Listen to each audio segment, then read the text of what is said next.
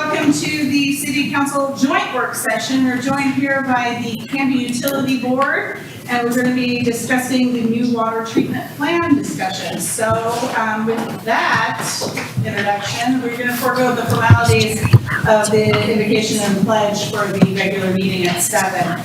Mayor Hazen is on his way, and Councilor Bangs and Councilor Maldonado are unable to attend this evening. I believe Councilor Bangs is in parent-teacher conferences. So we are the group of the evening. Who is actually leading this discussion? that little I didn't get. I think we'd like to turn it over to Carol. We'll turn it over to Carol. I mean, they can take to around the introduction. Would you like to do that? Yeah, let's start with Carol. Let's just tell everybody who you are and who you're affiliated with. I'm Carol Sullivan. I'm the general manager of Canby Utility. And I'm Elaine Stein, the interim city administrator for City of Canby. I'm David Horax on the Canby Utility Board. Dan Stearns, I'm on the City Council. John Black, Canby Utility Board. Tracy Hensley, City Council President. Melody Thompson on Canby Utility Board. Jake Hill, Canby Utility Board. Jason Patton, council member and liaison to the Canby Utility Board. Jack Huddleton, Utility Board. Jim Davis, City Council. Libby Baki with Consort. Brian Vinter with Consort. Up here. Joe Brennan, Canby Utility. Jason Peterson, Canby Utility. Oh, that's from Canby Utility. Scott Sassen. Citizen extraordinaire. Start with CJ and go that way. CJ Lason, Deputy City Recorder. Maya Benham, City Recorder. Jamie Stickle, Director of Economic Development. Spencer with Canby Public Works. Jerry Nelson, City of Canby Public Works Director. Ryan Potter, City of Canby Planning Manager. Don Hardy, Canby Planning Director. Todd Wood, Transit and Fleet Director. Katie Joyner, City of Canby Financial Analyst. Heidi Miller, City of Canby Transit Coordinator.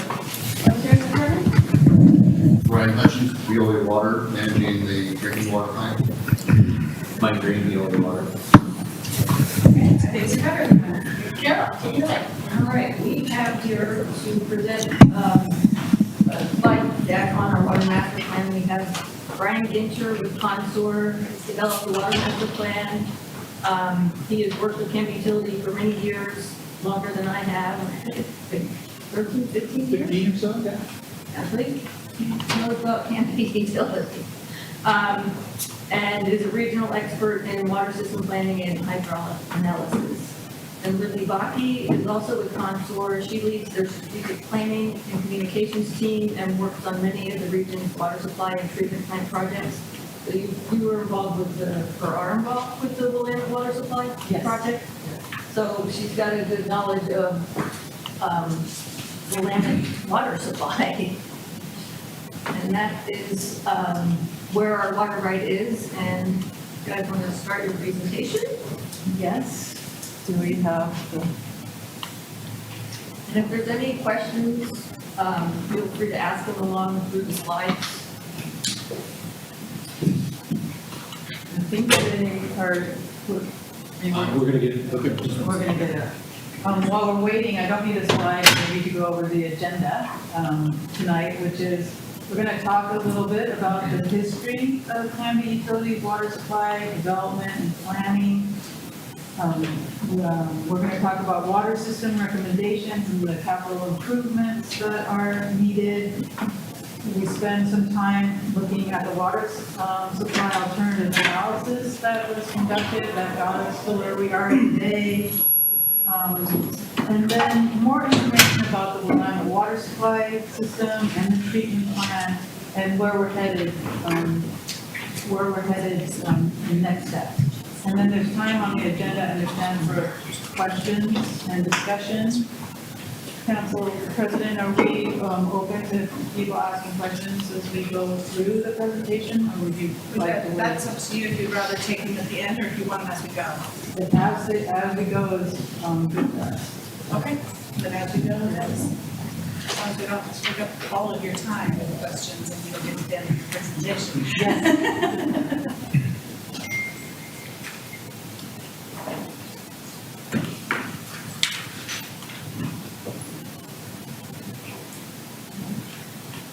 So I could start also, I'll just move through the presentation a little bit, about Canby's water system.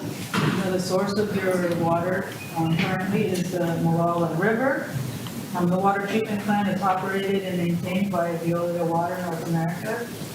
Here tonight with us. It's a 8 million gallon a day treatment plant. We have 3 water storage tanks that have about 4.4 million gallons, 2 pump stations, and 66 miles of underground pipe that are from 4 to 16 inches in diameter. Oh, it's next slide. What's me? I got it. Oh, it's you. Okay, I thought it was mine. I was like, we can All right. do it now. So that's what your system looks like, but what I like to think about a water system is what it does for a community. So water systems provide safe drinking water, so they protect public health, they drive economy and jobs, and also sometimes we forget about it, but that's what we use to put out fires. So fire system 2. I went back and looked at the history of Canby's water system, and I was quite amazed about the excellent history this community has of looking into the future and reinvesting in reliable water supply. So almost exactly 100 years ago, you were on a groundwater system. When that was not, the groundwater system here in this area is not very good. You moved to springs on the Molalla River. When that capacity ran out, you moved to the Molalla River, the surface water source. And here we are in 2023, 100 years later, and we are once again looking at the next source of water for the community. And just as you've had that long history with planning for those changes, the planning for your next increment of water supply has been a long process as well. It started back in 1990 with an application for a water right on the Willamette River. Through the 90s and early 2000s, there were a number of small studies that were done to look at how that could be developed. In 2010, you did a water master plan update that started to focus in on when would you need to develop that source. That carried over into a water supply analysis in 2013, making sure that that was the right decision. There were other options potentially out there looking at, is it really the right thing for the community? In 2018, it was a further exploration of regional partnership opportunities, making sure that with other development happening on the Willamette River, there wasn't an opportunity to potentially join with other partners. Development of a bunch of documents like the Water Management and Conservation Plan and the update of the master plan, all part of an ongoing planning process that continuously looks at how do you make sure that you have reliable water for the long term. And then going forward, that's going to be a continuation. Another update of the WMCP, all working towards development of that needed water supply source between 2030 and 2035. Why do you need additional water? Well, as the community continues to grow, you're going to exceed the capacity of your existing Molalla River source. And so what we show there is the blue bars up and down are the capacity of the existing plant. The purple line on top is what matters. That's your maximum day demand. That's what we need to plan for and source. We're showing that by around 2035, somewhere in that range, you're going to exceed the capacity of the Molalla River source at 8 million gallons a day. And there's really limited opportunities to further expand that. It's limited by the flow in the river, the water available in the summertime when you need it most. Unfortunately, we use the most water at the same time when the river's flowing the least amount of water, and so we kind of reach a limitation there. So we've got that need going forward. So the water supply analysis hit on some key items. One, that again, a new source is needed within roughly 10 years to meet the community's growing water needs. There's really limited opportunities for partnerships. As we explored those, you don't have any neighbors with water available. The partnership opportunities largely have passed, given the timing and distance. They didn't make a lot of sense. We'll talk about that a bit more here. Expansion of the Molalla is challenging because there isn't capacity, and as people are aware, in the summertime, the water quality is challenging as well in the Molalla River, so it would be difficult to get the same quality of water that you'd like to have going forward. So really, the recommendation was to proceed with developing the Willamette River at that point of diversion that was identified in the water right, and really that expanded supply will help the community meet long-term needs, both existing urban growth boundary and then thinking about long-term as the city continues to grow beyond its current limits. As you think about urban growth boundary expansions, having a reliable supply for the long-term needs of the community is important. So just big picture in the master plan, this map showing in red all the improvements that are needed. Red is our color that we use to show where you're gonna have to spend money. And I think the takeaway here is that there's not very much red on this map compared to what most communities see. So you really are, you have a well-managed system that lacks existing deficiencies. You don't have problems that you need to fix. You just need to be planning for the future. So down on the lower part of the map, here, this D6 and D7, those represent kind of existing deficiencies. Most systems, there's a whole bunch of that. The upper right area is largely expansion within urban growth boundaries, so those are the development-driven improvements that are needed. The rest of it is all related to source. And so really, what we're saying here is that your primary investment going forward in the next 20 years is going to be in that source development. You don't have to address a bunch of deficiencies in the past. You don't have a need for a lot of capacity improvements throughout the city, but you do need to make source improvements. So dollars, this is kind of what it all comes down to. And so this is the early planning level estimates that we have.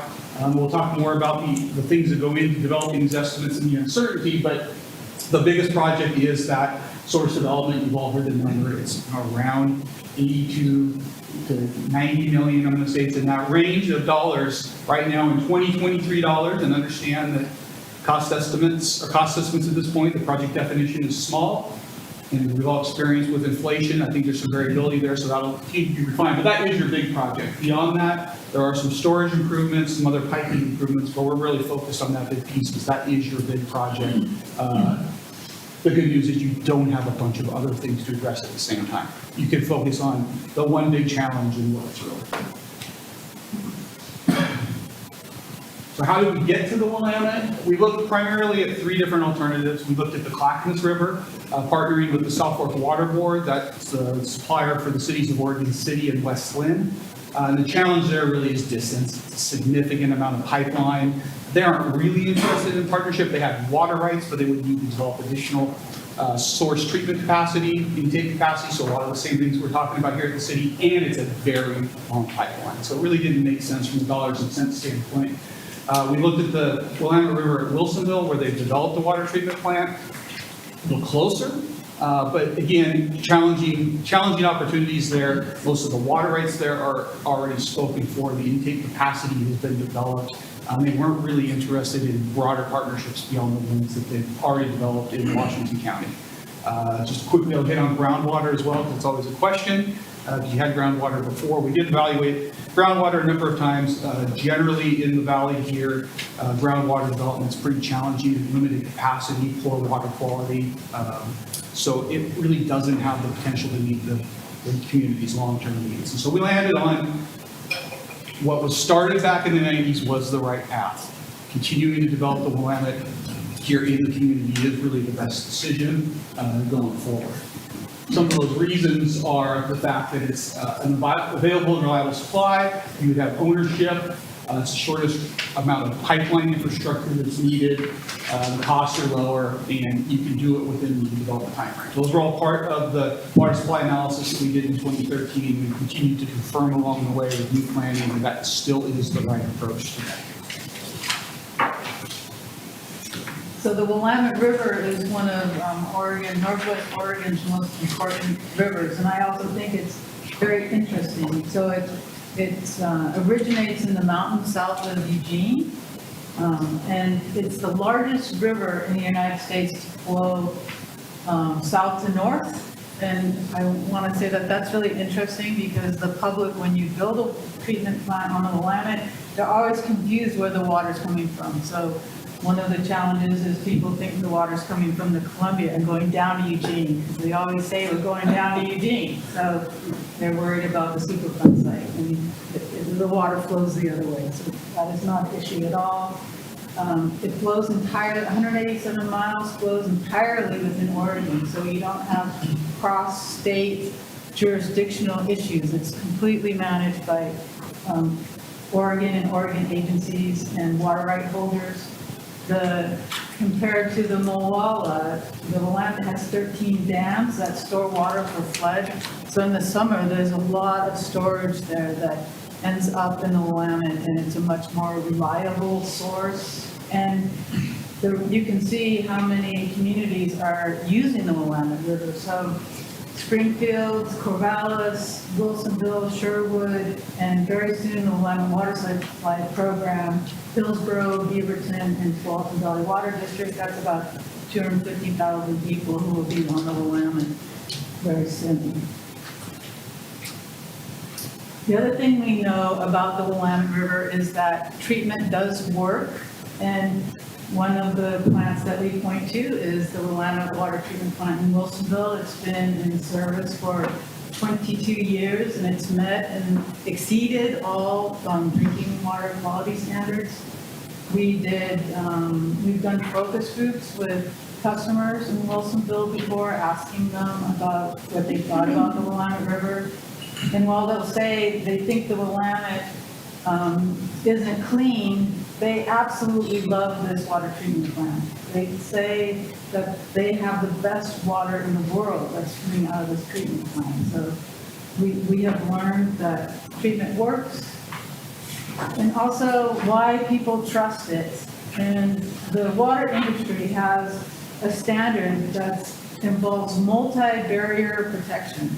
So a treatment plant isn't just filtering it once and sending it out to customers. There's multiple steps across this top here. You can see there's 7 steps that are each of them doing something unique to make the water clean. So clarification, ozonation, granular activated carbon, all the way through to chlorination. And I have to stand up here too, sorry. You can see on the left hand, the things that each one of those steps are taking out. So turbidity, pathogens, organics, and I think important here, taste and odor and algae. So you can see if you follow taste and odor across the chart, you can see step 3 and step 4 both remove taste and odor. Algae is removed 3 different times. So the multi-barrier approach ensures that drinking water is safe at your tap. I have a question. Yeah. Real quick, just to bring about the taste, and Canby is known as some for having bad tasting water. Is that something that our current plant doesn't do right, or is it just we can't get it out? I'm curious. Brian can speak to as well. I'll start, or this in here. Yeah, the existing plant, as it was designed, is a series of smaller package plants that don't have necessarily the same multi-barrier approach, and so they aren't really designed to address a lot of the things that cause taste and odor, the organics in the water the same way. So it is challenging to address that. And Brian can speak to it a lot because he fights it out every day. Yeah, we don't have the ozonation or the granular activated carbon that are used for removing the methyl isobornyl and the geosmin that cause the taste and odor from the algae in the river. For the last 2 years have been La Nina, and so we've had more water in the river than the year before that, and so we didn't have the big outbreaks the last couple of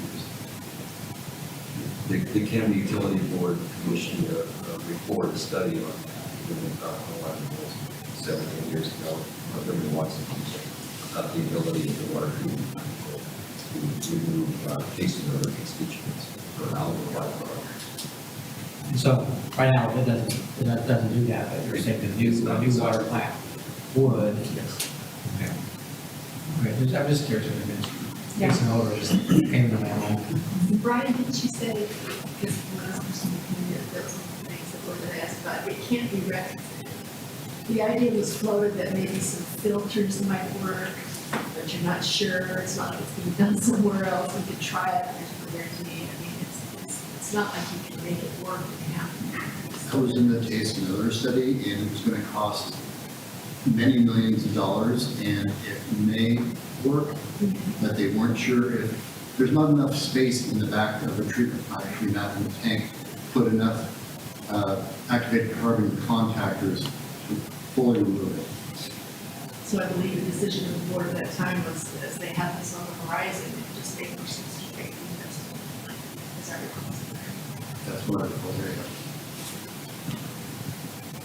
So So looking forward, what happens in the first step, the first milestone, really sets the foundation for the success of the rest of the project.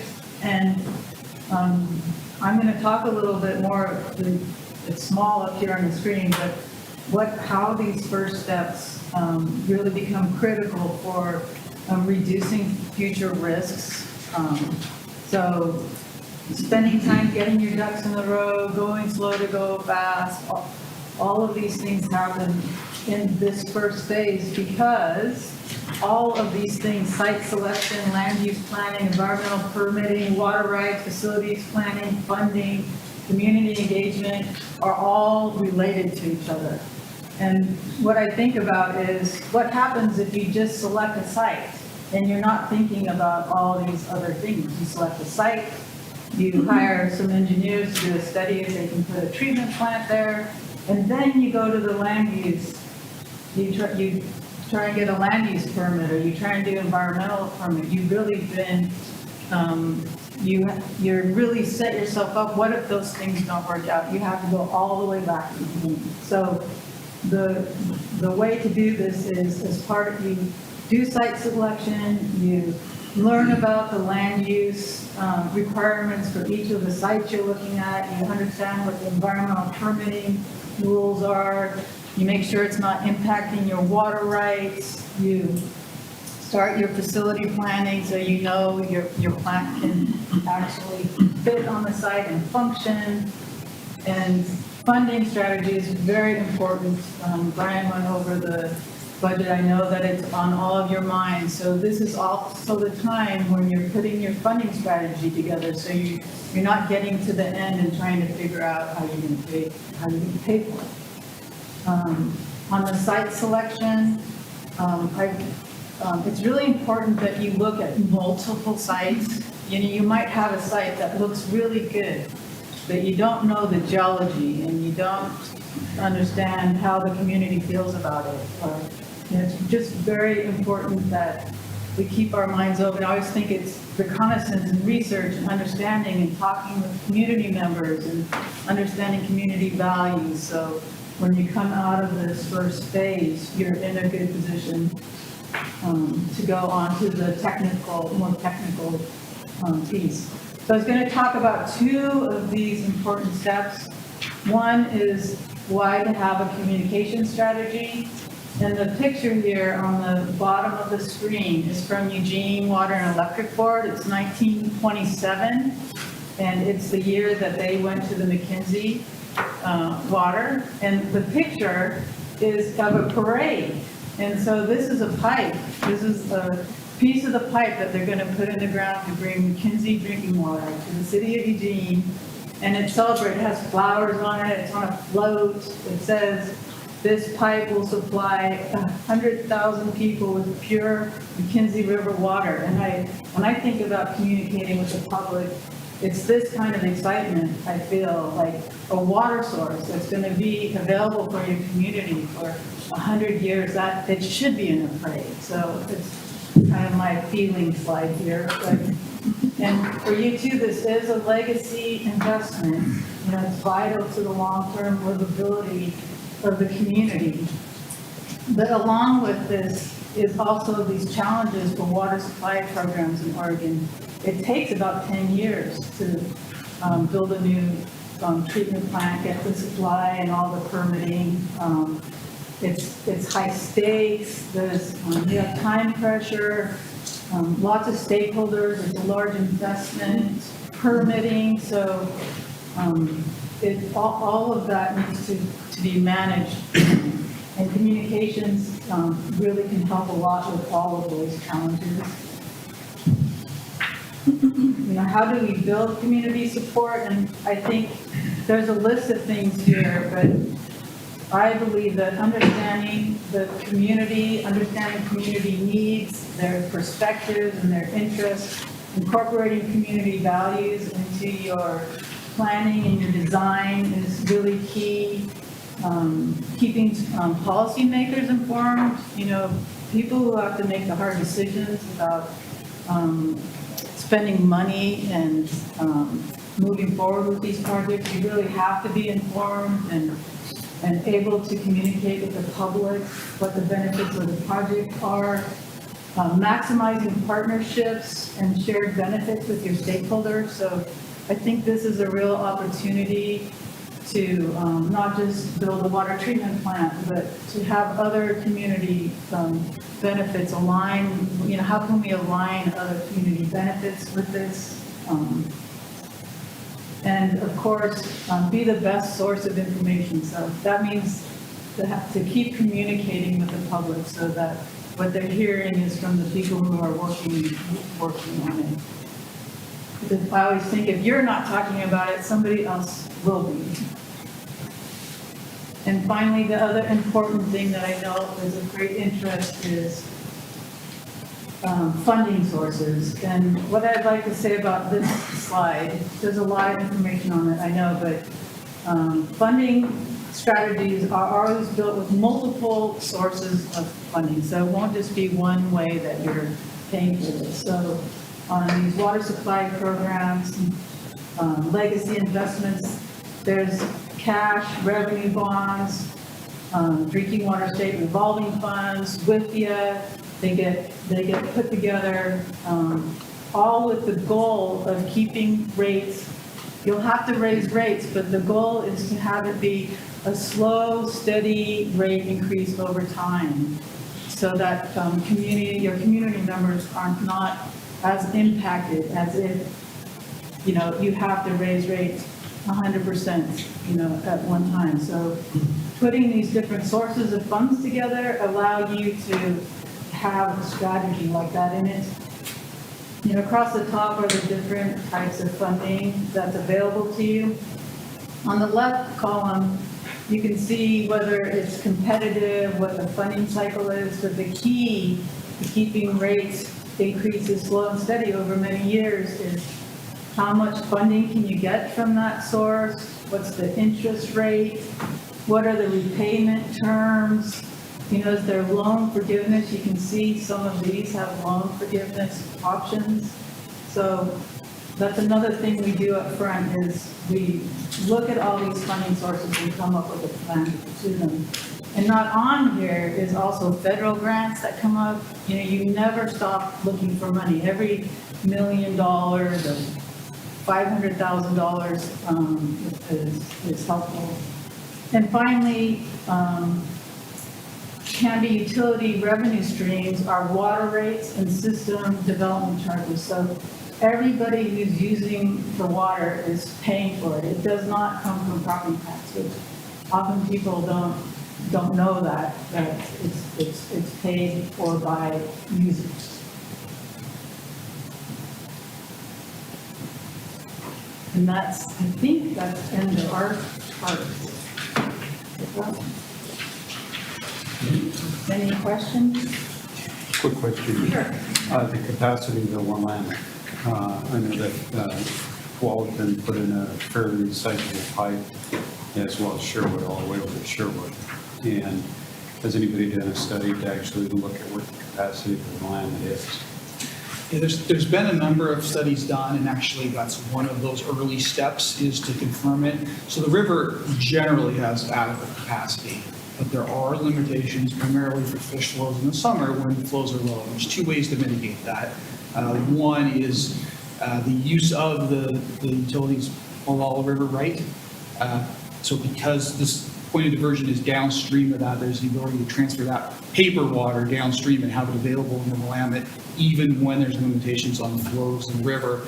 And the other piece that I think, two other pieces actually that are kind of long-term interests are, there are the ability to acquire non-municipal rights that aren't being used anymore, transfer those down and have that to increase the capacity. And then the third is that because there's 13 dams on the river system, there's stored water that potentially would be available for release in the future. Today, there's not a mechanism for that, but that's been something that has been worked on by both agricultural interest and municipal interest in the state for a long time. So there's kind of a combination of strategies to mitigate for that. So there's plenty of water flowing in the river. It's a matter of what's available, and there's some mechanisms to get access to that water and ensure that it's going to be available. That is a key piece early on, is to make sure that before making this major investment, the water's available year-round, now and into the future, ahead of other interests. So, thank you.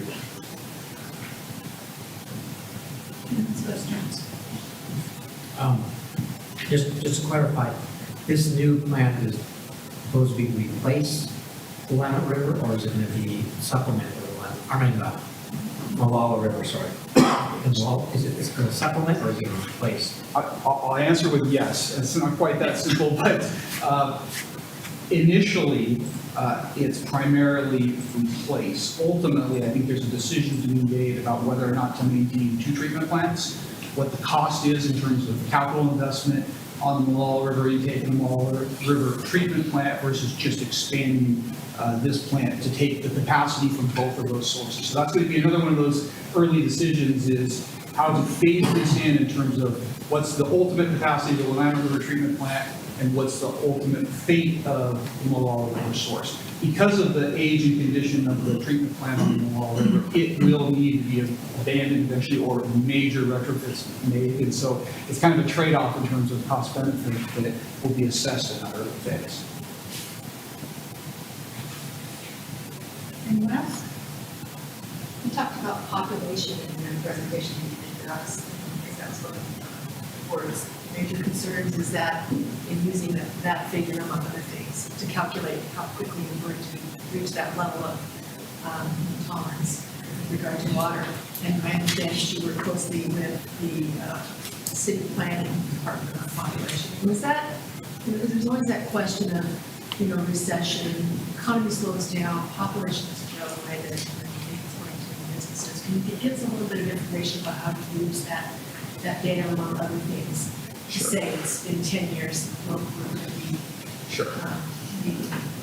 So we use the Portland State University Population Research Center's estimates. So they're the designated authority for developing population forecasts in the state. They use a number of things, including historical growth rates, looking forward potential growth rates, births, deaths, people moving into the area.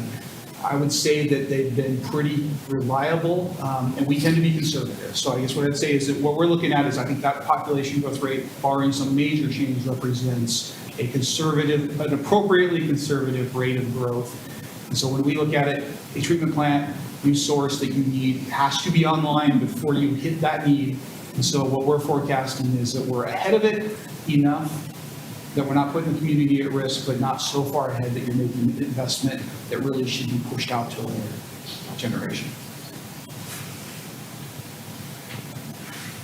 That's okay. One of the big things that obviously this comes down to is money, right, and funding it. And I think it's all but determined that there's going to have to be some sort of bond that's put forward to the community to fund this. And I know that there's been some talk, I believe there's been some talk of coordinating with Canby Utility and other bonding agencies within the city to kind of come up with a plan for how that would look, so that the school board and the city, or the school board and Canby Utility, we don't all all have it on one ballot. And so I think that is something that we really need to put in the forefront of this process, is getting all those other agencies on board, like the fire district and such, to say, this is really a key thing, and so how can we phase this funding mechanism in without overwhelming or overburdening the community? Well, one thing,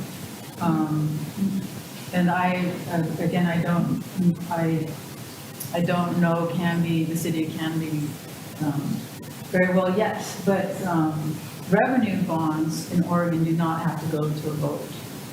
So because if water user fees are being, a revenue bond is paid back by water user fees and system development charges and such, that it's something that's allowable. Some cities have things in their city charter that say you can't take on debt without a city vote. So I'm not sure exactly here, but most, probably the majority of utilities that we work with do revenue bonds? Well, I think there is language in our charter surrounding the water, and what Canby Utility can and cannot do for funding sources. And if that is the case, I have brought this up, that we really need to crack open the city charter and look at that sort of stuff. And I know that is on the council's goals, it's a long-term goal. And I would say as we go into our new goal setting later, this year or this coming year, if that is a hindrance to offering Canby Utility the ability to source some of these funds, we might have to move that up on the priority list. Yeah, Council Miller. Chair Thompson. One of the questions that came before the board that I think needs to be fleshed out or laid out a little bit more clearly is that the water department is clearly asked that the city is operated by the utility.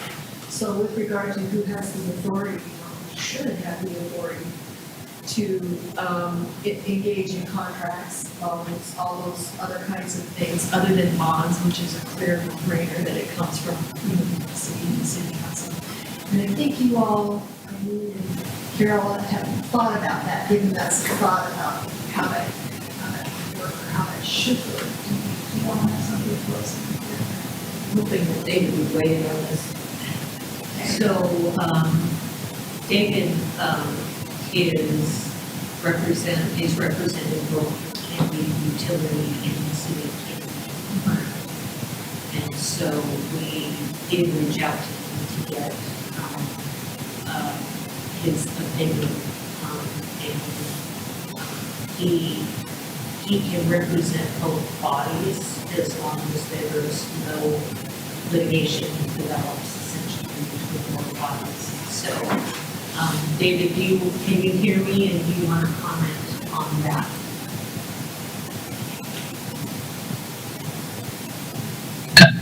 Eileen, was that a question for me? I can barely, I can barely hear you. Maybe just a little bit louder, please. Do you want to comment on the issue of the joint representation and that was part of the question. The other part of the question was what would who would issue debt? Correct.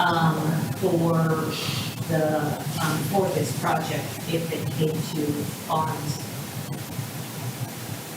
Sure. Yeah, happy to. So, first of all, I'm not sure how many of you, I think most of you do, maybe, a handful certainly probably are newer and aren't familiar.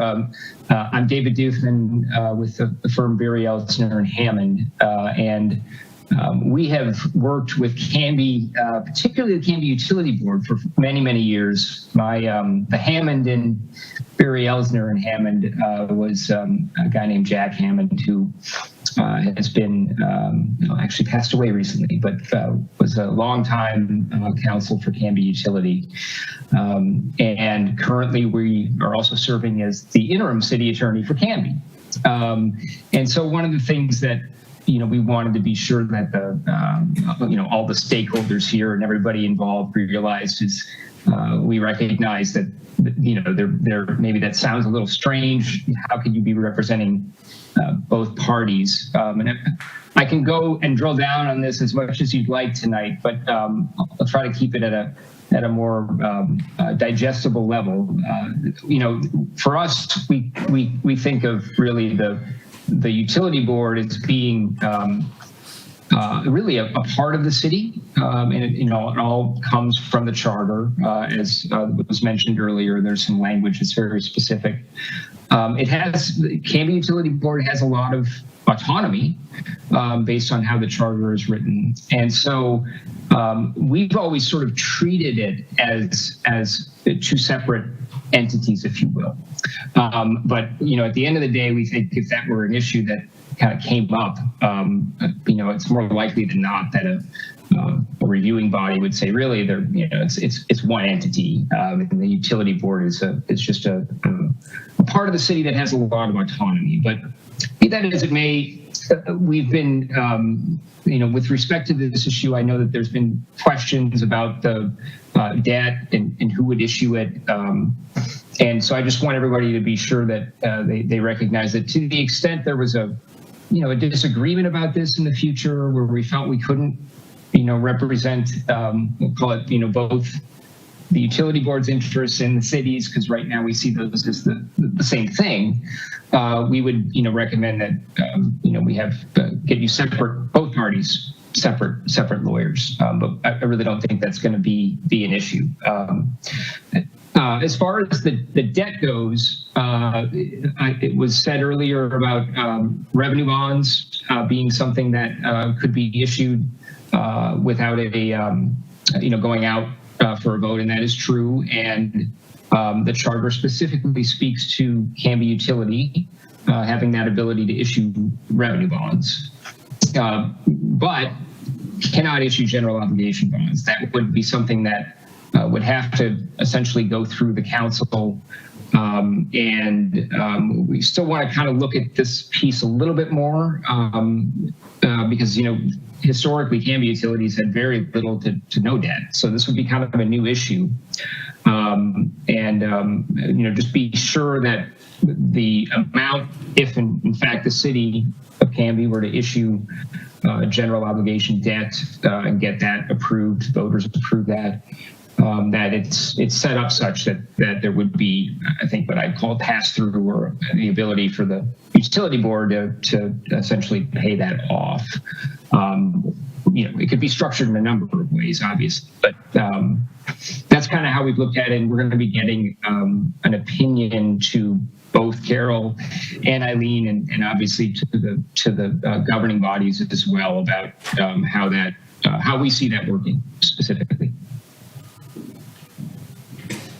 The operative language in looking at the charter, I think the city council should have all the power or duties necessary to construct, acquire, expand, and operate the water system, and do any and all things that are necessary, convenient, or desirable in order to operate and keep the water, extend to service the economic district of the water. So it's clearly the work of the city,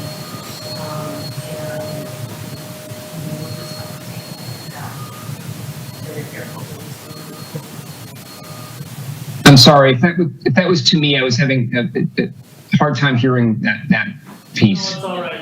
Eileen was just reading from the charter the language. Okay, great. Thank you. I forgot to mention that it was mentioned that is our speaker, that is our microphone up there, and so if you may need to speak up. To the green light. Yes, talk to the ceiling. Yeah, and I can hear Jason perfectly. So Because I'm loud. that's the tone that we need, but that works great. Just project well to the green light and hear you on camera. Jake, yes, you could have finished. Can you guys speak a little bit more about the potential urgency for building the water treatment plant? We had a slide, we kind of breezed over this, but I think a lot of us know how long it can take to get construction going and have it online. And what's really driving the end date? What milestones might we really want to think about and focus on? Do you want me to get the early ones? I can jump in. Yeah, you get Okay. So, a project like this, as Libby said, typically takes about 10 years. And so if we back up from the end, if we believe that we're going to need the water between 2030 and 2035, so let's just use 2033, it's be here 10 years from now. Ideally, you have the plant online and operating before you need it. If you do not, the consequence is in the summertime, you will not have enough water to meet customers' needs, which means you're curtailing potentially. In a worst case, if you are a long ways away, you could need a building moratorium. Wilsonville went through that before they built the plant. So where there's serious risks, we don't have it online. So the end date's really important. Constructing a treatment plant like this, just the construction alone is a multi-year project, likely 2 to 3 years minimum, maybe 6 months or so of startup. So you're 3+ years in. At the end, you can't start moving dirt until you've gotten through a bunch of other milestones. So you go back from there.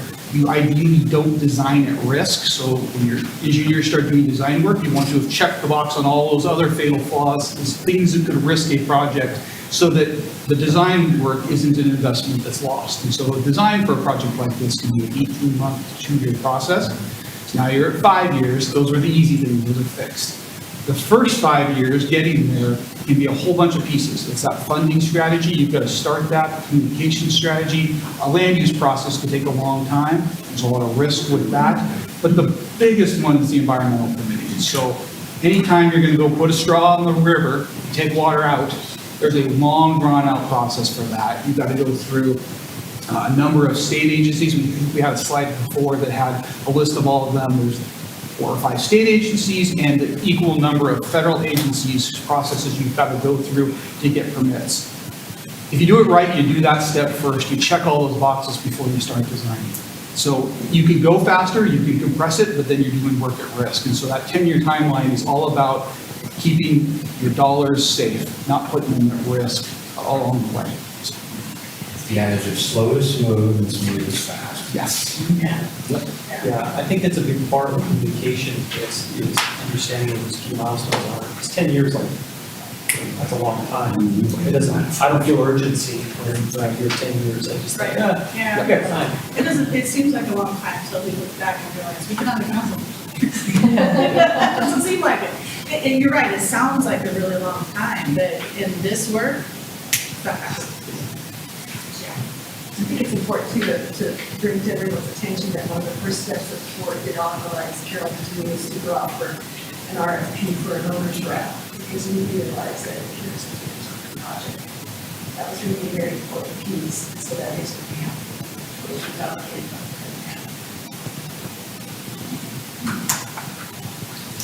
Can I ask maybe it's a dumb question that just comes to my mind, but if the city of Canby is going to grow, it's going to probably grow on land that's already farmland. And that farm, they're pulling water on that farm already. My understanding, that there may be some controversy, but they're saying that often the farmland takes more water than the residential area. So that water that the farms are getting has to come from somewhere. And so where's that water that the farms are coming, and why don't we get that water farms are using already?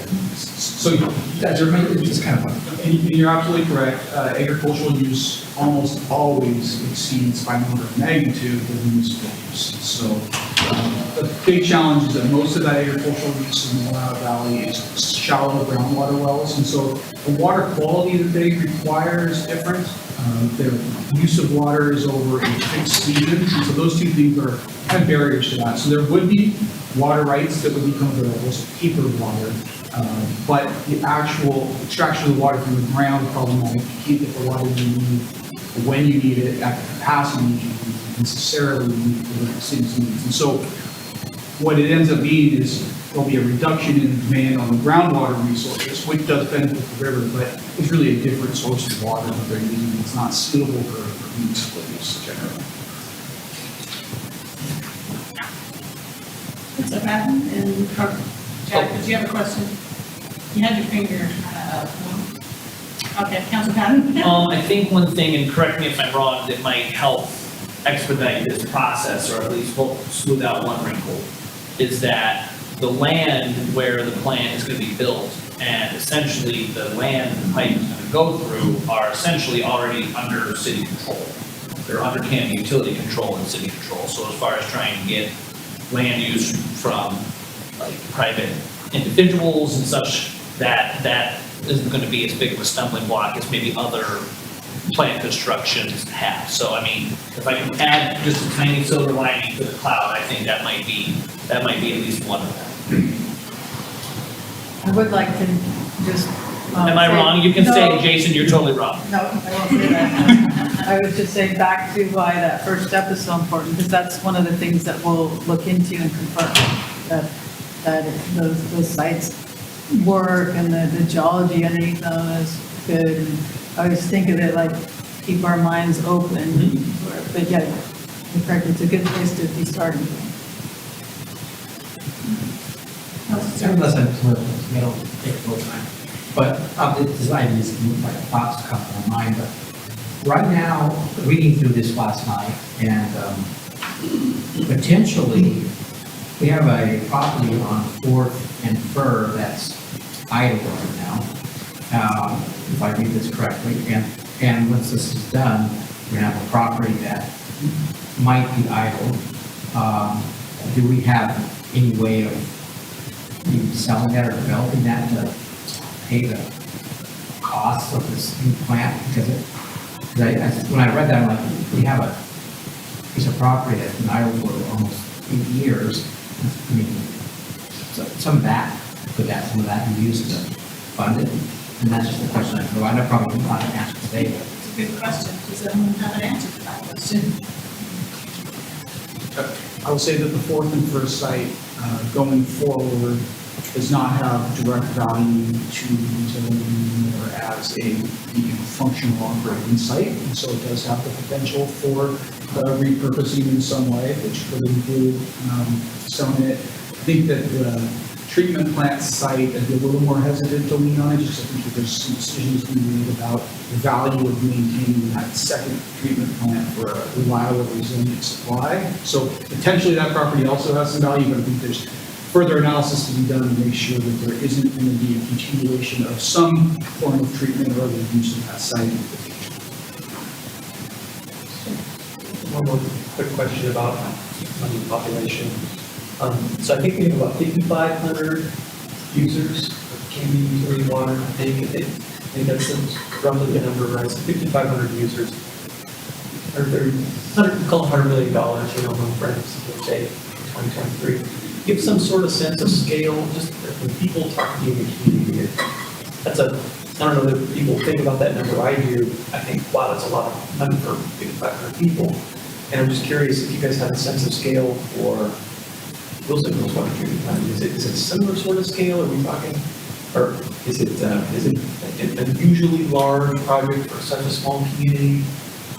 Yeah, I would say it's becoming a typical size project for a community this size, and they are challenging. It is a big stretch, but we're seeing this, throughout the Northwest, that a lot of communities your size are facing similar size projects. The Wilsonville plant at the time was a 15 million gallon a day plant for a city that was at the time probably fairly close to the size that Canby is now. So cost of infrastructure is a lot more than it was then, but I would say that it's comparable in terms of scale. And Canby's not alone. We'll run Wilsonville. Yes, everybody's. Yeah. I would like to, I probably should have mentioned this when we're looking at the money strategy, is that one of the good things about using revenue bonds or with loans from the state or the feds is that the repayment terms are 30 years, 35. The federal WIPIA program, you can carry a loan out for 42 years. So it's not everybody who hears today spending roughly, millions of dollars. People who are going to benefit from the treatment plan in the future are also paying for it. So that is. I think it's a key part of it. Communication. That's how you pay for grandchildren. We have just a couple more minutes. Is there any last questions? Decision points next is informational, so We'd like to say thank you.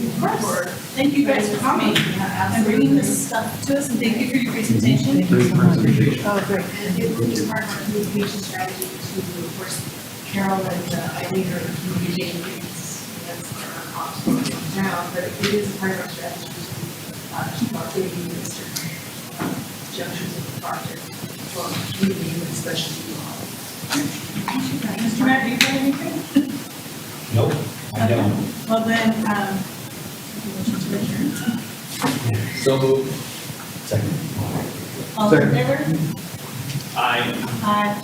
Okay, we adjourned our work session. Thank you, Canby. Stay tuned while we reset the room. We'll be back at 7-ish for our regular meeting.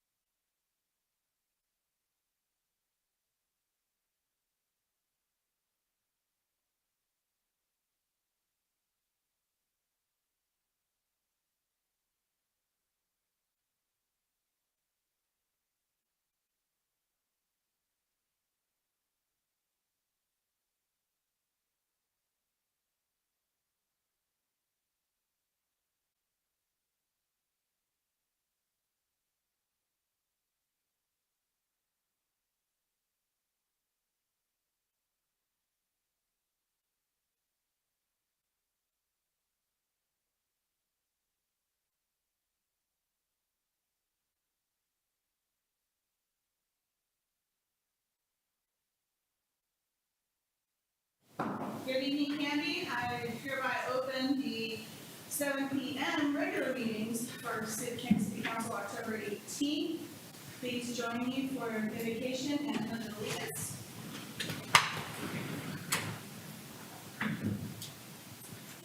Father God, I thank you for this community we live in and for the colleagues beside me that we work to serve this community members. I pray for guidance and discernment as we make decisions regarding policy moving forward on a part of our good town. Thank you for our first responders and protect them when they're in harm's way. And Lord, please have your hand on everyone in Israel, both sides of that mess over there. Come to a peaceful resolution. And this we ask in your name. Amen.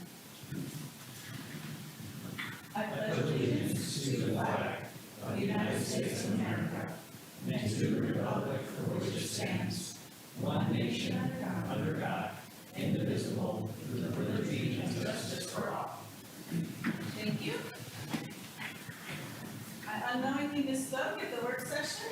Mr. Mayor is not providing this evening. He had to go home, wasn't feeling well, so prayers that he has a speedy recovery.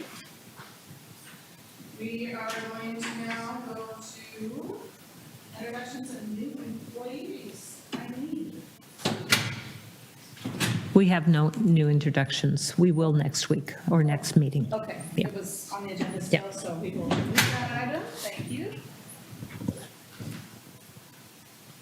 And citizen input, community announcements. Do we still have someone online, CJ? I did ask if they would want to make a public comment, but I received no response. So although their showing is online, they are not responsive. Okay, well, there'll be a second opportunity at the end of the meeting if you're still with us and want to comment then. I have no yellow cards. Anyone in the room? Thank you. I was trained by Counselor Patton. I have no yellow cards. Anyone in the room that wants to comment? You need to get a yellow card to Maya, and you will also get an opportunity in a little bit at the end of the meeting. That takes us down to item 4, consent agenda. Thank you. I move to approve the consent agenda, which includes the minutes of August 16, 2023 work session, regular city council meeting, and the appointment of Stephanie Boyce to the Transit Advisory Board with a term ending March 31st, 2026. Second. Motion's been made by Counselor Davis and seconded by Counselor Patton to approve the consent agenda, which is consistent of the minutes of August 16th, 2023 work session and regular city council meeting, and the appointment of Stephanie Boyce to the Transit Advisory Board with a term ending March 31st, 2026. All those in favor? Aye. Any opposed? We're the only ones here. That passes 4-0.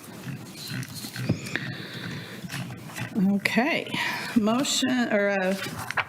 ordinances and resolutions. First item is ordinance 1612. It's for a second reading. Eileen, is there anything new to offer on this item? Nothing new to add. Jerry is here if you need any additional information, however. Did anyone here on the council have questions for Jerry regarding this item? We heard this 2 weeks ago. Okay, I'll take a motion if anyone's ready. Council President Hensley, I move to adopt ordinance number 1612, an ordinance authorizing the interim city administrator to execute a contract with MSNW Group LLC in the amount of $144,960 per year for custodial services for the city of Canby. Second. Motion's been made by Counselor Patton and seconded by Counselor Davis to adopt ordinance number 1612, an ordinance authorizing the interim city administrator to execute a contract with MSNW Group LLC in the amount of $144,960 for custodial service for the city of Canby. Roll call vote, please. Councilor Patton? Aye. Councilor Davis? Aye. Councilor Stearns? Aye. Council President Hensley? Aye. That passes 4-0. Ordinance number 1613. Eileen, anything new to offer? Nope. Any questions from the panel on this one? Seeing none, I'll take a motion if someone's ready. I move to adopt ordinance 1613, an ordinance authorizing the interim city administrator to execute a contract with Jarrett Walker and Associates in the amount of $199,809 to provide an update to the transit master plan. Second. Motion's been made by Councilor Davis and seconded by Councilor Patton to adopt ordinance 1613, an ordinance authorizing the interim city administrator to execute a contract with Jarrett Walker and Associates in the amount of $199,809 to provide an update to the transit master plan. Roll call vote, please. Councilor Patton? Aye. Councilor Davis? Aye. Councilor Stearns? Aye. Council President Hensley? Aye. Passes 4-0. Next item on the agenda is a new item. We're going to consider ordinance number 1614. Eileen, are you presenting this or is Jerry? Todd will present Or this Todd. item. Yes. Sorry, I was looking ahead or looking behind me. This is a transit thing, not a public works thing. Hi, Todd. Hello, Todd Wood, Transit Fleet Director. So as many of you are probably aware, the Transit Department has rented a facility since 2016 when City Hall went away and Cub went away, Transit went away. It went over to a strip mall over there by Wilco.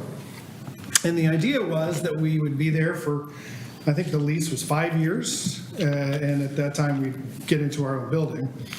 And that didn't quite work out because here we are, 2023, still renting that space. Property was located in 2019 and purchased. It's right behind that building in Hazeldale Way. It's about 2.2 acres and it was purchased from Pioneer Pump. We own that property. We paved a part of it and we park our buses there. But that's all we have there is just a parking lot with some buses and a hose and a couple of sheds. And that's our transit facilities. In 2020, when I started, we did a study at that time, and that was about the time that the trade was happening between Cub and the city for the 5 acres and the shop to see if it was better to locate the transit property over there. And it was determined, no, the 2.2 acres we have on Hazelhill is the best place for this. Unfortunately, COVID put everything to a halt, and so we weren't able to move forward at the time. And there were a lot of changes in the city as well. So when Eileen came on, I said, please, can I move this forward? And she said, go ahead. So we went out for RFQ. We got a list of qualified engineering and architectural firms. From that list, we picked the top 3. We sent out an RFP to the top 3. We got 3 bids back. 2 of the bids were around $500,000. One was around $400,000. The team that did the scoring on that felt like the $400,000 had missed the mark a bit. They were estimating they could build that entire building for less than $3 million, and nobody else, including the city engineer, thought that was reasonable.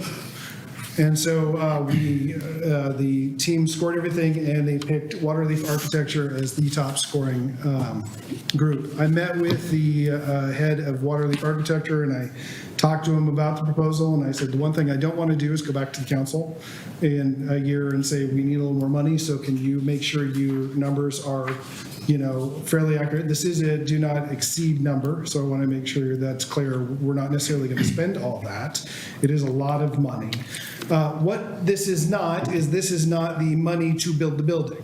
This is the money to design do all the architectural work, do all the engineering work, do all the permitting work, develop the RFP for the construction, and then help manage the construction throughout the process to get the building built. So once we go through the RFP, we'll have to come back here and say, well, here's another $4 million RFP to build this building.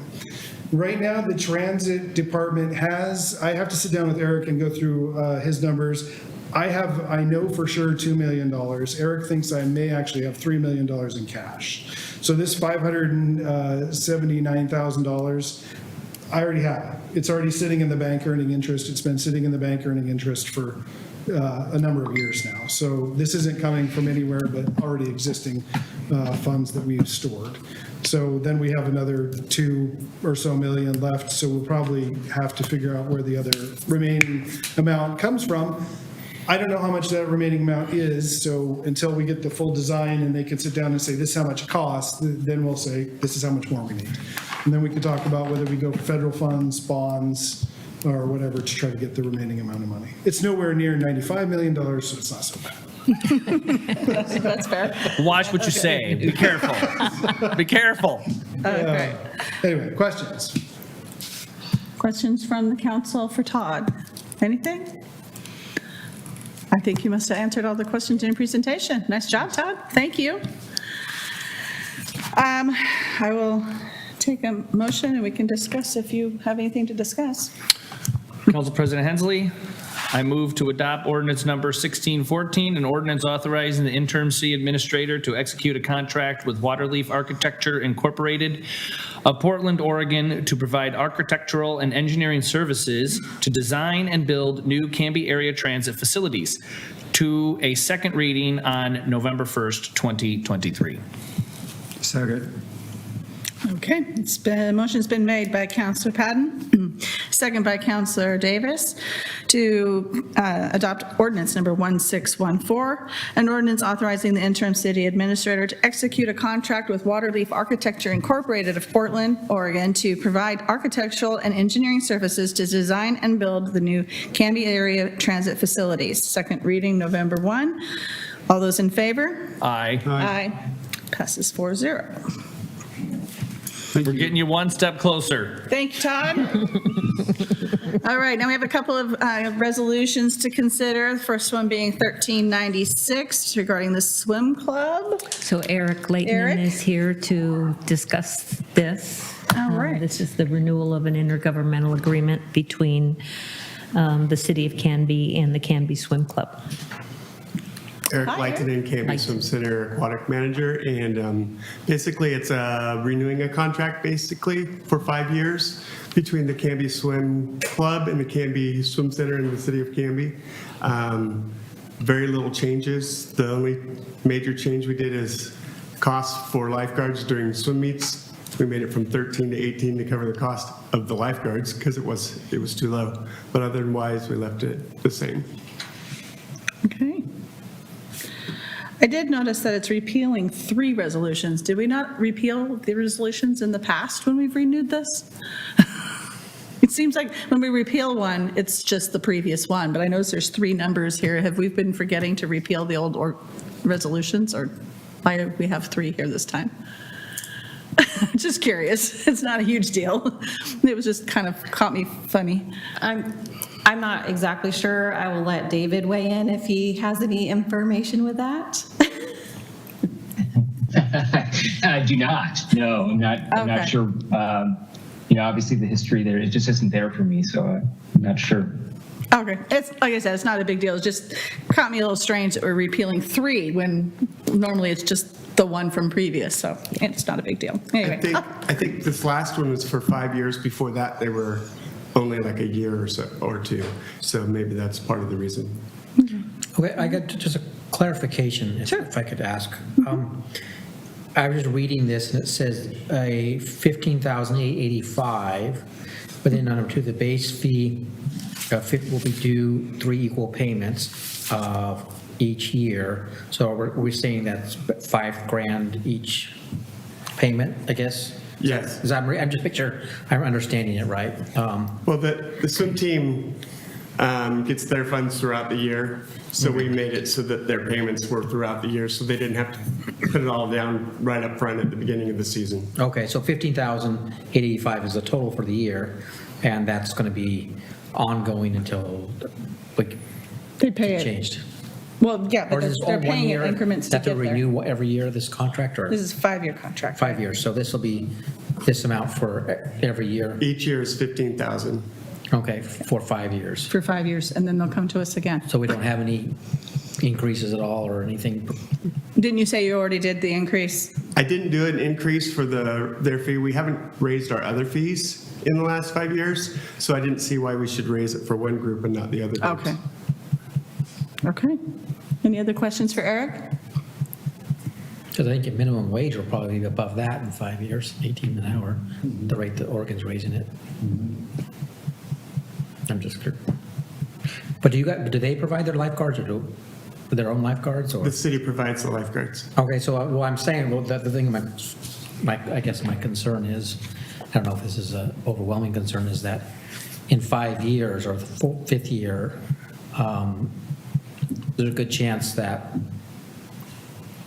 even the minimum wage for the lifeguards and stuff will be up above, because it's close to 15 an hour right now, and it's supposed to go up with inflation. And I'm just wondering, well, usually most 5-year contracts have built-in increases to cover the whole 5 years. That's my Good point. experiences. Thank you. Yes, Councilor Patton. I think for me, one of the things that I see this as is, we talk about supporting various groups within the community and we provide various grants and stuff, and keeping it consistent for these folks to be able to operate. And then if we may eat a little of the cost on the back end, it's more of the city providing a service to that group that is partnering with us. I am not particularly worried about the cost of inflation when it comes to this. Now, streets, that's a different story, but I'm not willing to go to the mattresses on this one.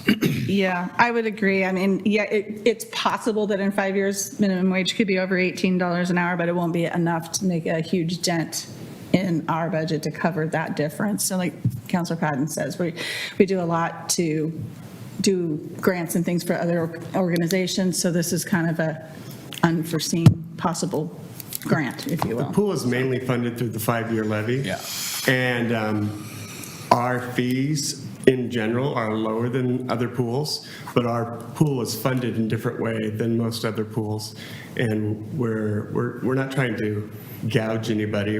We want to make the swimming pool available for everyone. It's more of a service than it is trying to make money. So we're here to serve the people. Yeah. And if I may, just jog my memory, how far are we into the latest 5-year? It goes to 2027. 2027, okay. June 2027. Okay.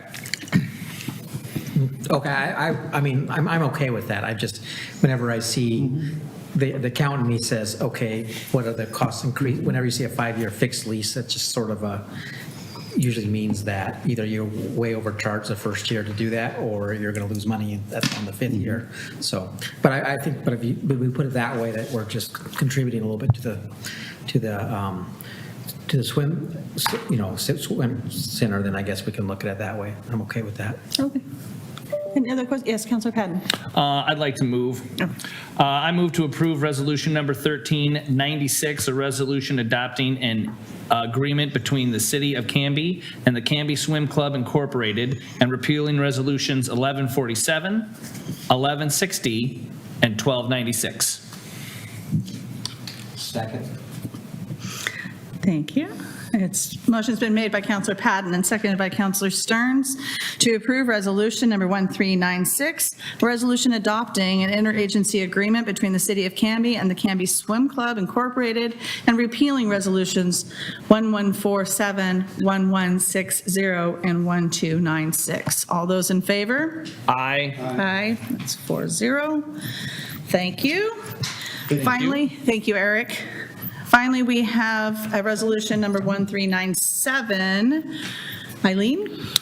So this is a resolution that would extend the time period on the utility billing statements to the 20th day of the month, and Ruth is here for this item. This is Ruth Reyes. You don't see her very often. We don't see Ruth very much. But Welcome. she is Hello, Ruth. making her first presentation to the City Council, and I'm sure she'll do just fine. So, thanks. Yeah. We're not that scary, I hope. Okay, good. What do you have for us? Okay, so let me read off of this. The need to extend the sewer street and park maintenance statements due date was brought to attention by multiple residents and staff as we need time to close out the billing cycles to then send to our printing partners. So that takes some time to close, and then 42 business hours from our printing partners to deliver to the mailing service, which then takes like 2 to 3 business days to finally get to residents. This has not been very effective because, due to a lot of reasons. Sometimes the first of the month falls like on a Friday, on a weekend, a holiday. We've had various errors with our previous printing partners, so we have new printing partners. So it's a 5 short day extension that we are requesting. It would not make an impact fiscally, not make an impact. The 5 days would grant us printing and delivery period, so the residents would have that 10 to 15 day period to take care of their statements. So we're extending the timeline, which I think is entirely appropriate to do, to be more, just to give our residents a little bit longer time to pay their utility bill. Right. More of a buffer. More of a buffer. Yeah. And to clarify for those watching, we're talking about the sewer utility, not Canby Utility Board, correct? That's correct. Not Canby Okay, Utility. it's just so people watching know that we're not talking about your electric and your water, we're talking about your sewer. Okay, any other questions for Ruth or Eileen? For those who are on automated billing, will they still come in on the 15th, or will they all change to the 20th at that time? That's a good question. It would not affect it if we left it on the 15th. If it is requested by customers to change on the 20th, we can certainly do that. So it won't be automatic. So those who are already automatically paying on the 15th will still continue on the 15th unless they go in and fill out more paperwork. The 15th is something we do, like a manual 15th, but it's always requested by customers, well, not always, but by a lot of customers, a different date, even past the 15th. So I guess to answer your question, we can move them to the 20th. We wouldn't try to change them if it isn't requested by customers, because it would be a lot of work. And they're already used to paying it then, it's all automated, they're not waiting for paper. The effect is Yeah, they have understood. the option, yeah, okay. Counselor Davis, did you have a question? I saw your Make a hand go. motion. Oh, certainly. I move to approve Resolution 1397, a resolution extending the time period on utility billing statements to the 20th day of the month. I'll second it. Motion's been made by Counselor Davis and seconded by Counselor Stearns to approve Resolution 1397, a resolution extending the time period on utility billing statements to the 20th day of the month. All those in favor? Aye. Aye. Passes 4-0. Thank you very much for coming in tonight. Thank you, Ruth. Very good. Okay, it brings us to old business. Do we have any updates on the city administrator recruitment since the last meeting? I don't think we do. No? Okay, yeah, interviews are coming soon. That's all we can share right now. Names have not been released in the paper yet, I don't think, right? Okay, so you know everything we can say. Mayor's business, the mayor is at home. I will go with councilor comments and liaison reports. We'll start with Councilor Stearns tonight. Okay. I haven't met with any of the people I'm the liaison with. I did want to bring up something I talked earlier about. It came kind of up from the last work session meeting, kind of a byproduct in my mind. And what I was wanting to bring out is that when I was reading the water plan, I did notice that the Fourth and Fur water tank had been unused or been idle since 2016. And what and again, it's my accountant brain and stuff goes through, is I'm wondering how many properties. You put your mic on. Oh, sorry. Sorry about Thank you, Maya. What I'm wondering is how many properties the city has that are idle like that, and if And it would be nice to have a discussion in the future on the city council to determine what to do with idle properties, to make them not idle, either to make them not idle as far as being useful for the city, or make them not idle by turning them over to the, private sector. And I just think that I don't like to see idle assets. So I'm just wondering if that's something that the council would be interested in exploring in the future about, making sure that all the assets that the city has have either a good use or a use plan. And my understanding is the fourth and first it's just a big hunk of metal sitting on a lot that the city has to pay to mow every so often. So I don't know if that's something that we could. Personally, I think that would be a great discussion. And it may not be that may be the only property. That's just the one that was brought aware of reading this. But I would be curious to know if there's other properties likewise that have outlived their usefulness or no longer used or no planned use. Yeah. Yeah, and council, I felt that this was a significant enough workload item that I wanted the whole council to kind of weigh in on this direction rather than it being, this is not a 15-minute kind of exercise. It's more, it's going to take some time. So I want to make sure that the whole council is interested in staff working on this so that we know that it's, it's an important, it's a council priority. I would agree with Councilor Stearns that we need to know what our inventory is and what our, return on investment is. And if we have some idle properties that have no usefulness to the city, then consider selling them back to the private sector for development. Councilor Patton, do you have thoughts?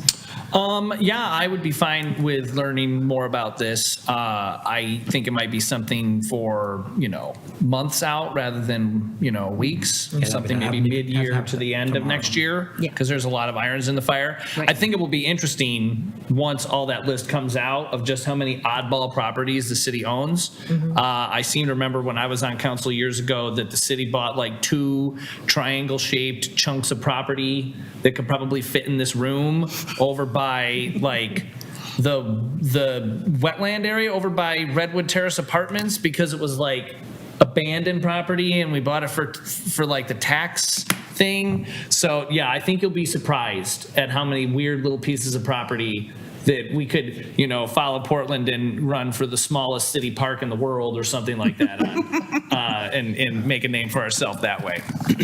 Yeah, it's not a big rush, but I think it's something that should be addressed. Mm-hmm. That for because we're talking about building a new building. I know the funds don't exactly match together, but we're a new building and we have an old building that's not doing anything, and obviously it's not one-to-one, but I do like the idea of exploring monetizing unused stuff, maybe to fund some of this building that we're thinking about doing in the future, at least. I see head nodding here. You're in agreement as well? Yep.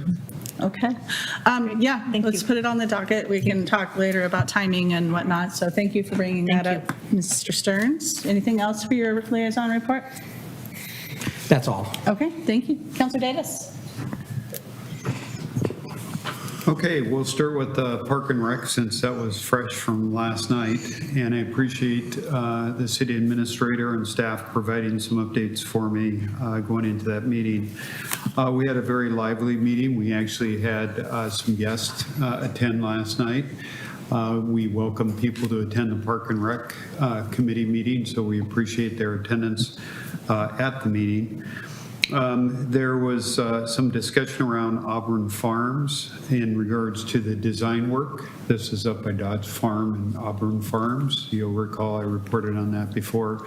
We have a rough draft. We received the input from the Park and Rec Committee, came back to the city, and the city administrator has moved forward a public meeting for that, hopefully on November the 9th, I believe is the date now for the public meeting, which will hold here and receive further input. The Park and Rec Committee will work with staff to get door hangers out in the neighborhoods, similar to what we did with Maple Street Park, so that we can get the best attendance that we can, so that we can receive that.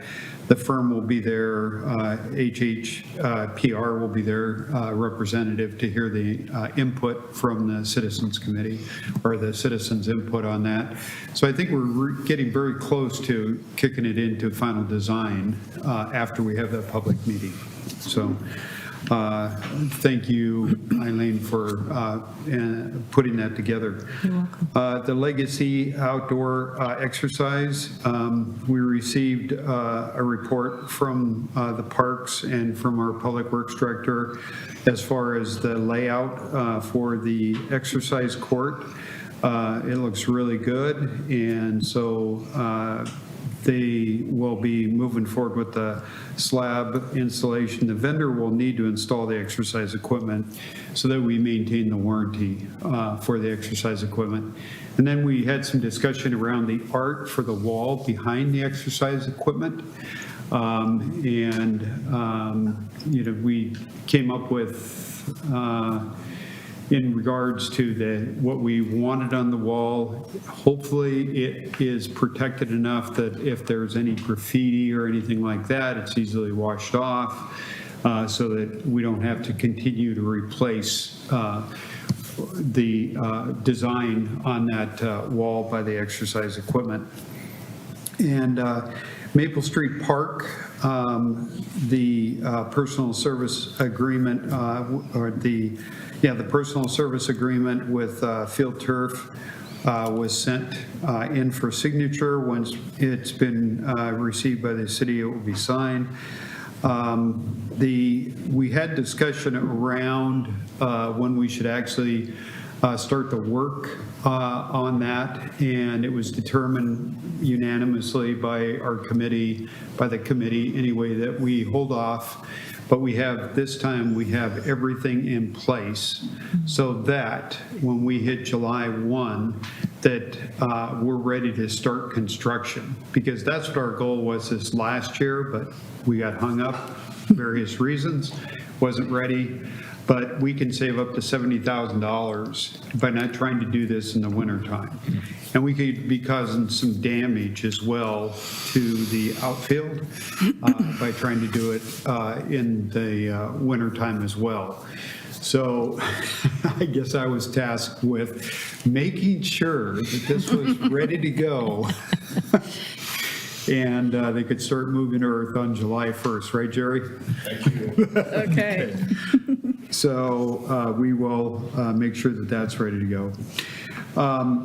In regards to COGIO, everybody again understands that COGIO for the sports field complex, how important this is for the City of Canby and for the Chamber of Commerce and for the businesses by trying to get some athletic fields built somewhere in the city. Patrick Sampson, who made a presentation to the City Council. I've been in conversation with Patrick as of today again. I also talked to Jamie Stickle and the planning. We're going to hopefully have a meeting on Monday at 1 p.m. here at City Hall so that we can meet with Patrick, and the city wants to move forward with providing some coordination, management, working with Patrick. I can tell you that in my discussions with COGIO, which I hope does not happen, that we're in direct competition with two other communities of potentially losing this sports complex, which would be a huge hit and loss of revenue for our downtown businesses. As it's been stated in here, on weekends when we have tournaments in town, restaurants' revenues go up, 35 to 40%. And so we have to do what we can to show that the City of Canby is very interested in making these sports fields happen. Ideally, I think that we want to have an avenue of people being able to come into Canby so that it's not too far out, that they don't come back to Canby. so that we can provide that to our businesses, as well as I've received quite a bit of input from families. As the gentleman came to our last council meeting, just one person talking about that they've got to go to outlining elementary schools to have practice for soccer, and they have no fields to actually practice before games. And I think that just shows the population increase, and that we do have a number of younger, some families that need sports field complexes. So anyway, we'll continue to work with that. I appreciate city staff and setting up the meeting with COGIO so that we can show that we have an interest of building those athletic fields. So that's it.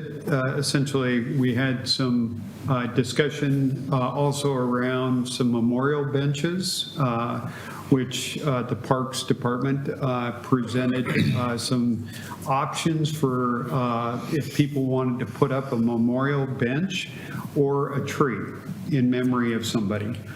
And so Public Works did come back with some prices and presented that, and we're going to have further discussion at future Park and Rec Committee meetings for that as well. So that concludes the Park and Rec. Nothing really to report from the fire at this point, other than the fire district, like all other businesses, are having difficulties with recruitment. Our last test for firefighter paramedic, we came up with 3 that we sent to civil service, and they were hired the next day by Canby and Molalla Fire. And so we are actively recruiting again for firefighters, firefighter medics, firefighter EMTs, and interns so that we can meet the demand of the future needs for the fire department. So we're hard at work with that as well. Nothing from the citizens from the Canby Adult Center at this point, other than Eileen and I continue to meet with Kathy up at the Adult Center. Okay. And how's that project planning going? Kathy is the director at the Canby Adult Center, is working to get a campaign manager to move forward, similar to the community center, what Ray Keene did in trying to start securing additional funding for the remodel up there. And as you'll recall, with the ARPA funding, we obligated $500,000, and that's primarily for the city's responsibilities for that building, the exterior of the building, and heating, ventilation, those type of things, windows. And then Kathy is working on the design for that as well, and the cost estimates on that. So her project is moving along real well. Good, thank you for your update. For mine, the Traffic Safety Commission met last week and had, again, a very robust conversation. A couple of citizen complaints were being addressed, a lot of speeding going on. So just public service announcement, folks, slow down out there. You're upsetting the neighbors. And we're got Spencer moving the little traffic monitor around town. So we'll have some more data to work on at the next meeting, and more decisions will be made at that point. French Prairie, I did attend the French Prairie Forum's Zoom meeting this afternoon. They had an ODOT presentation regarding tolling again, and it is still a project moving forward, albeit a little slower than it was. I have to be honest, I still don't hear a lot of answers from them yet regarding the diversion. The only answer we get is we're looking at it. So they're supposed to have a letter to Governor Kotek's office sometime in December regarding that information. So maybe by the end of the year, we'll have a little more answers as to what they plan to do to avoid the diversion traffic, but I don't know what that could be. Also, Clackamas County Coordinating Committee, C4, another ODOT conversation regarding STIP funding. That's the State Transportation Improvement Program. There's a lot of question marks regarding that whole plan as to how long funding will be available. So that was a very upsetting conversation, had a few of us riled up. So Stay tuned for more on that as we continue to talk with ODOT regarding those funds. And there was also some more discussion regarding some work being done on the Sunset Corridor from county work. And that, I think, is all for my liaison assignments, but I did want to, as a public service, remind everybody that everybody thinks about October as being the Breast Cancer Awareness Month and everybody wears pink, but you might see some folks wearing purple, and that's because it's also domestic violence awareness month. And I wanted to let folks know that Clackamas Women's Services has a place called The Safe Place. It's a wonderful resource for women who need help, and they are currently doing an online auction for part of their fundraising this month, so you can go to their website and perhaps purchase something, and your money will go to a good cause. And I also wanted to shed light on a organization that's right here under our nose, a local woman who lives here right in Canby, has for a decade been the executive director and founder of an organization called Living Waters of Hope. And they're a faith-based ministry, and their mission is to restore hope and dignity to women who have been impacted by domestic abuse and equip others to do the same if they find themselves in that situation. So I encourage anyone who might need those kinds of services to just get out your computer and look up Living Waters of Hope, and Diane would be wonderful help for you and resource and point you in some right directions, and if nothing else, just sit there and listen to you and pray for you. So I wanted to let you know about those resources, and don't stay silent. You can survive this. That's all I have. Councilor Patton. Excellent, thank you. So unfortunately, I have been neglect in my duties to some of my groups, as some of you know, and some of you may not. I moonlight as a volleyball official this time of year, and so I'm effectively working 3 or 4 jobs at the moment. So needless to say, my evenings have been filled with being yelled at by coaches and parents and getting hit in the head with a ball. So it is what it is. But I hope you don't mind, I attended the Willamette Falls Land and Heritage Commission meeting, and some of the things that they've got going on is they have designated that in 2025 is when they are going to go to the federal legislator for declaring a section of Willamette Falls as a national heritage site, and that is a huge undertaking. It's amazing how big of an undertaking it really is. So as I get closer to that, I'm looking forward to being a part of moving that legislation forward. We got a tour of the old Westland City Hall, which the group owns, and they finally have gotten some parking stuff sorted out, and they've gotten some design work done, and they're going to start working on renovating that building as a museum. And then it's also going to house all of the photos. So if you have an interest in purchasing historic photos of the area, you can go on their website, and they're going to be at some craft fairs throughout the area this year, or this winter, selling cards and such. So if you are so inclined to send out Christmas cards of historic photos, the group would greatly appreciate that.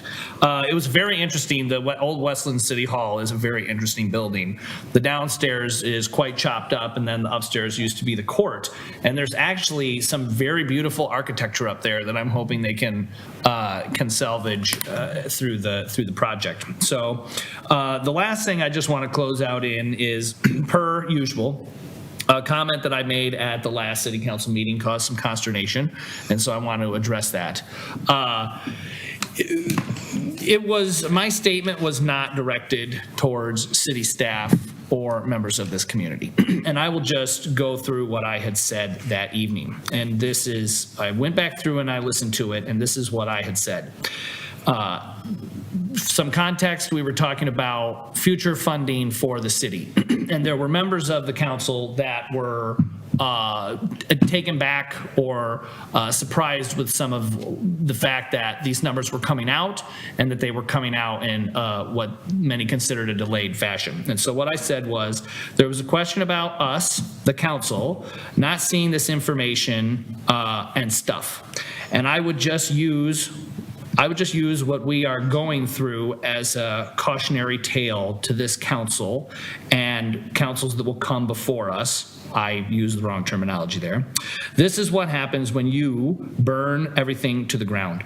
When you burn things to the ground and you have a mass exodus of city leadership, these are the cracks that then open up, that things fall through.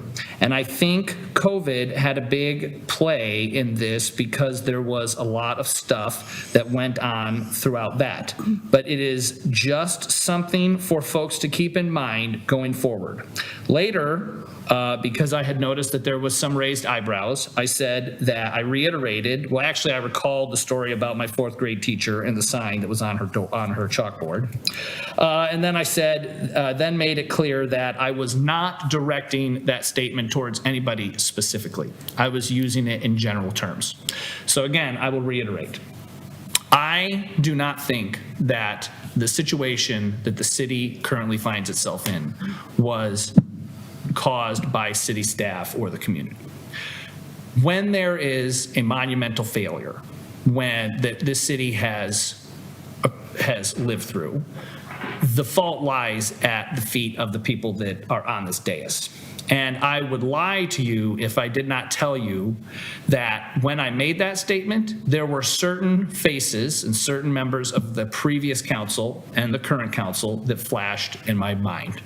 I will not name names, but I am hoping that we as this new council and as a new city leadership staff, when that is built out, and the current staff can all come together and implement policies and procedures that will prevent these things from happening in the future.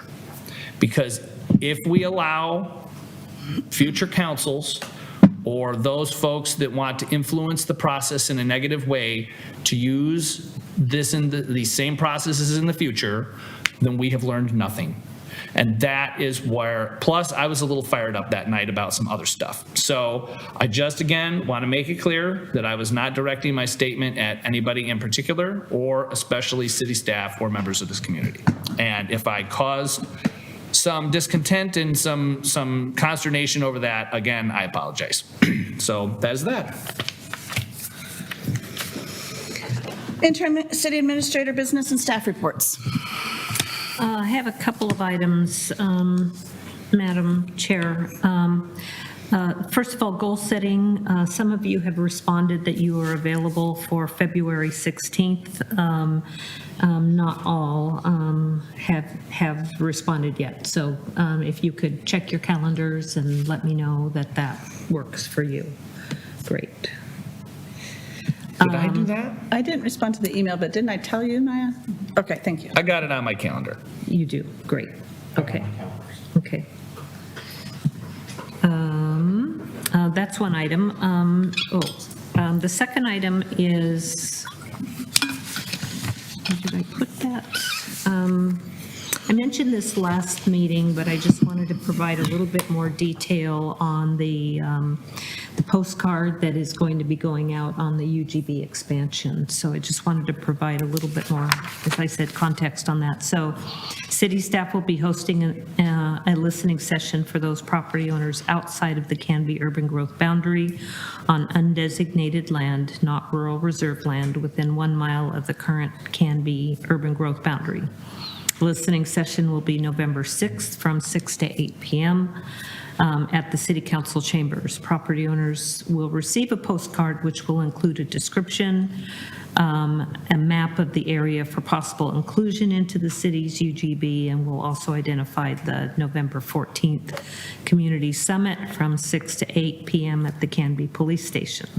The November 14th Community Summit will include table group exercises to come up with different scenarios for addressing forecasted residential and employment growth based on the adopted economic opportunity analysis and draft housing needs analysis. So again, just wanted to put that, make the community aware that those postcards will be coming out and that those are key dates that are coming up.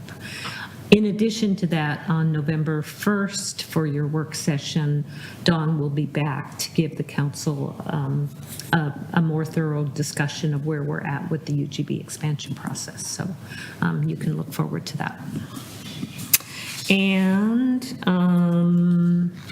Tomorrow, at 4 o'clock is the plaque dedication for the DeMuro Award that Mary Hanlon received. So there's a couple of us on staff going. Hopefully, the council will attend as well if you can. So that's all I have, Mayor. Okay, thank you, Council Eileen. President, excuse me. Yeah. Or as Tim Dale would always call it, Vice Mayor. All right, thank you, Eileen. This is the second opportunity for citizen input. I don't see any other attendees on the list. Did our friend disappear? Okay, and do we have any yellow cards that came up? Seeing none, there's nobody wants to talk to us? Okay, action review. You have approved the consent agenda, adopted ordinances number 1612 and 1613, approved ordinance number 1614 to a second reading on November 1st, 2023, and approved resolutions number 1396 and 1397. Okay. All right, I'll accept a motion to adjourn. So moved. Seconded. All right, it's a non-debatable motion. All those in favor? Aye. We're adjourned. Good night, Canby.